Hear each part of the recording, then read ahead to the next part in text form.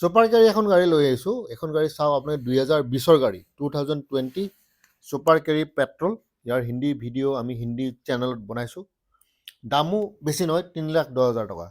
3,10,000 টকা এইখন গাড়ী আপোনালোকে পাব।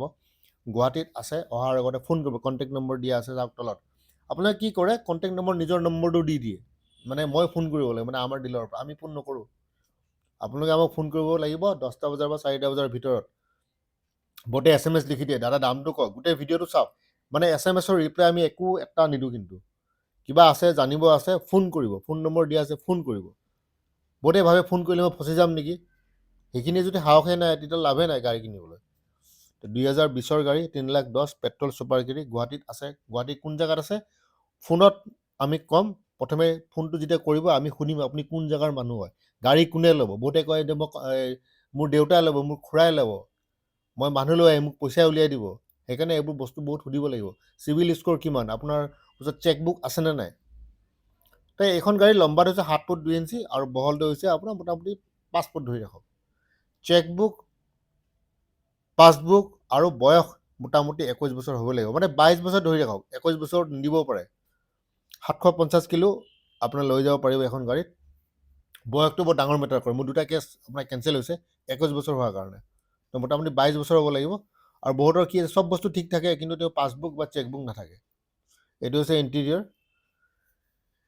চাব পাৰে। ফাইনেন্সৰ সুবিধা আছে। এইবোৰ বস্তু থাকিলেহে আপোনাৰ ফাইনেন্স হ'ব। এনে আৰু 10,000 টকাত ওলাই যাব, 20,000 টকাত ওলাই যাব, এইবোৰ চিষ্টেম নাই। মোটামুটি 1 লাখ টকা ডাউন পে'মেণ্ট দিব লাগিব। ঠিক আছে, যিমান বেছি দিয়ে সিমানেই ভাল। আৰু কিবা কম বেছি হ'ব গাড়ীৰ সন্মুখত হ'ব। ফোনত একো আমি ৰেট ৰিলেটেড কথা নাপাতোঁ। মই ৰেট ৰিলেটেড কেতিয়া কথা পাতিম, যেতিয়া আপুনি গাড়ীখন পচন্দ কৰিব। পচন্দ নকৰাকৈ গাড়ীৰ ৰেটৰ কথা সুধি থাকে। আৰু তলত লিখি দিছোঁ 3,10,000। আপোনালোকে গুৱাহাটীত আহিব লাগিব, ফোন কৰিব লাগিব। আৰু মেক্সিমাম আপোনাৰ যদি ফাইনেন্স পায় 3 বছৰৰ পৰা 4 বছৰৰ ভিতৰত পাব পাৰে। আৰু সেইটো বস্তু ডিচাইড কৰে ফাইনেন্স কোম্পানী। আৰু ফাইনেন্স কিন্তু একেদিনাই নহয়, 10 দিন ধৰি ৰাখিব। বহুতে ভাবি একেদিনাখনে ফাইনেন্স হৈ যায়। ৰিফাইনেন্স মানে পুৰণা গাড়ী ফাইনেন্স মিনিমাম 10 দিন লাগিবই আপোনাৰ। ঠিক আছে, 10 দিন মাথাত ৰাখি আহিব। আৰু ৰেট অফ ইণ্টাৰেষ্ট 8ৰ পৰা 9% ধৰি ৰাখিব, ফ্লেট ইণ্টাৰেষ্ট। আৰু কিবা ৰেট অফ ইণ্টাৰেষ্ট কম বেছি কৰিব লাগে, প্ৰথমে ফাইনেন্স কোম্পানীৰ ওচৰত যাব, ৰেটৰ কথা পাতিব।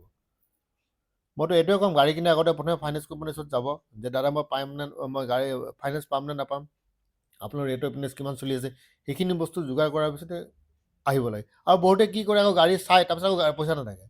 গাড়ীটো পচন্দ কৰিলে কিন্তু তাৰ মোৰ ওচৰত পইচা নাই। তো এনেই টাইম লছ। পইচা থাকিলে গাড়ী চাব লাগে। ইয়াৰ লগত আজি ভিডিঅ'টো ইয়াতে সমাপ্ত কৰিলোঁ।